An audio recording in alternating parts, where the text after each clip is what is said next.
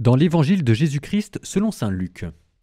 En ce temps-là, Jésus prit avec lui Pierre, Jean et Jacques, et il gravit la montagne pour prier.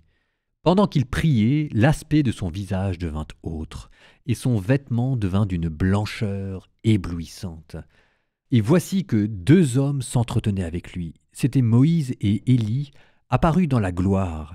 Ils parlaient de son départ qui allait s'accomplir à Jérusalem. Pierre et ses compagnons étaient accablés de sommeil, mais restant éveillés, ils virent la gloire de Jésus et les deux hommes à ses côtés.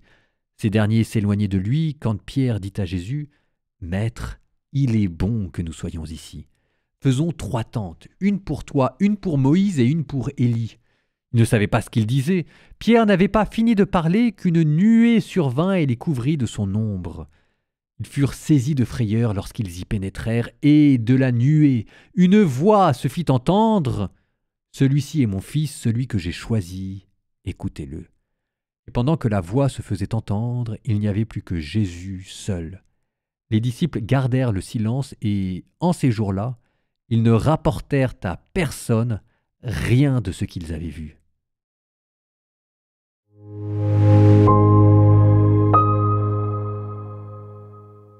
Aujourd'hui, nous faisons un détour du côté des orthodoxes et de leur spiritualité. Parce que pour les orthodoxes, l'évangile de la transfiguration, c'est le grand évangile. Et je trouve ça très beau que pour le carême, chaque année, alors que vous savez que chaque année on change d'évangile, n'empêche que chaque année, le deuxième dimanche du carême, c'est toujours la transfiguration. Pour nous rappeler, premier dimanche de carême avec l'épisode des tentations, que les tentations sont un moyen, le grand moyen du carême, mais que le but, ça vous donne le deuxième dimanche du carême, c'est la transfiguration. Le but, c'est pas le jeûne pour le jeûne. Le but, c'est même pas la prière pour la prière. Le but, c'est la transfiguration. Et ça vous donne la lumière taborique, l'évangile de la lumière taborique. C'est joli comme nom. Alors, lumière taborique, vous avez peut-être reconnu le mot Tabor, le mont Tabor, qui est la montagne sur laquelle Jésus aurait été transfiguré, qui est un évangile qui est relaté chez Matthieu, chez Marc et chez Luc. C'est dire son importance. C'est un épisode central, ça vous représente le sommet du ministère public et c'est à partir de là que Jésus, maintenant en redescendant de la montagne, va se diriger vers Jérusalem pour y mourir. Donc ça veut dire qu'à partir de ce dimanche, quand vous allez redescendre de la montagne, direction la Semaine Sainte, la fin du carême, pour vivre avec Jésus et sa mort et sa résurrection. Revenons 2 secondes sur cette lumière taborique, la lumière qu'il y avait au sein de la nuée lumineuse. Jésus emmène Pierre, Jacques et Jean sur une montagne élevée. Là, il est transfiguré. Son visage brille comme le soleil de justice dont parlera le prophète Malachie. C'est par ces rayons que nous sommes guéris. Les rayons de justice qui apportent en venant jusqu'à nous la guérison. Les vêtements qui deviennent d'une blancheur écarlate, signe de la vie éternelle. Moïse et Élie qui apparaissent à ses côtés, qui représentent la loi et les prophètes, mais qui l'encouragent à aller à Jérusalem pour y donner sa vie. Et la voix du ciel qui proclame : celui-ci est mon fils bien-aimé. Cette lumière, cette transfiguration vous rappelle que Jésus, ah oui, on va le dire comme ça, mais Jésus, avant d'être un homme, est d'abord Dieu. Vrai homme, vrai Dieu, mais l'origine est divine. Jésus est véritablement le Dieu incarné. C'est lui qui porte la lumière divine. La lumière ici, c'est ce qui vient éclairer notre âme, c'est ce qui vient illuminer notre esprit, et que cette lumière du mont Tabor, c'est pas une lumière qui vient sur Jésus, c'est Jésus qui tout d'un coup laisse éclater son identité la plus profonde, et qui vient jusqu'à nous. Et pour les orthodoxes, on appelle ça la divinisation, théosis. Une divinisation, c'est-à-dire que cette lumière taborique existe, elle existe vraiment. Et ce n'est pas une lumière matérielle, c'est une lumière spirituelle, mais qui existe. On dit qu'elle est une lumière incréée, car en fait, c'est la grâce. C'est l'Esprit Saint qui vient jusqu'à nous, qui est une participation. Alors ça, c'est ce que dira saint Grégoire Palamas au XIVe siècle.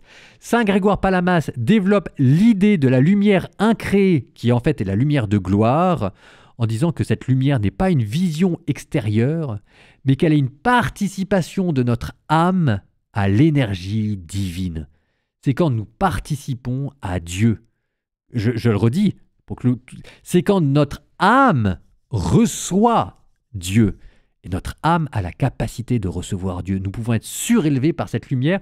Et quand on vous parle de lumière de la gloire, c'est-à-dire que c'est cette lumière qui sera au ciel le principe de la vision béatifique. La lumière qu'il y avait sur le mont Tabor, c'est exactement la vie éternelle, le ciel, le paradis, la vision béatifique, l'allégresse des élus, la communauté des bienheureux, la Jérusalem céleste, c'est la lumière de gloire dans laquelle, après la mort, nous allons nous enfoncer pour ressusciter avec un corps glorieux et voir Dieu face à face. C'est tout ça. Et ça, c'est ce que vous dit cet évangile. C'est que ça existe. Ça existe et que dans la prière, vous pouvez développer et vous pouvez cultiver cette lumière taborique. C'est parce que la prière, c'est le grand accès à la lumière divine. La transfiguration s'est produite pendant que Jésus priait. C'est-à-dire que dans la prière, il y a une rencontre avec Dieu. C'est la prière pure, c'est la prière du cœur, c'est la prière dans la solitude, c'est la prière dans la nuée, dans le mystère et dans la transcendance. Mais vous savez qu'on a tous cette capacité à percevoir quelque chose d'un mystère qui nous dépasse. Et quand on se dit, je vais faire dans ma vie de la place à ce mystère dans le silence, on s'enfonce dedans comme l'âme s'enfonce dans la prière et on monte au mont Tabor. Pour monter, il faut s'y préparer, et pour s'y préparer, c'est la purification. Donc purifier son cœur du péché, chercher la sainteté, ça vous ramène au jeûne et à l'aumône, parce que c'est pas tout d'y dire, il faut aussi y faire, quoi. Se purifier du péché, essayer de monter le mont Tabor, c'est prendre soin de ceux qui sont autour de nous, c'est prendre soin de nous-mêmes, c'est prendre soin de Dieu, et puis c'est y aller ensemble en communauté. C'est 3 disciples qui y vont. C'est pas chacun dans son coin, dans le secret de sa cellule qui voit la lumière du mont Tabor. C'est on va à la messe, on communie au corps du Christ et c'est là, à partir de là, que l'on peut monter au mont Tabor. Bon bah écoutez, moi si jamais avec ça, je vous ai pas donné envie de faire un bon carême, ah là là, je rends mon tablier. Bon carême tout le monde.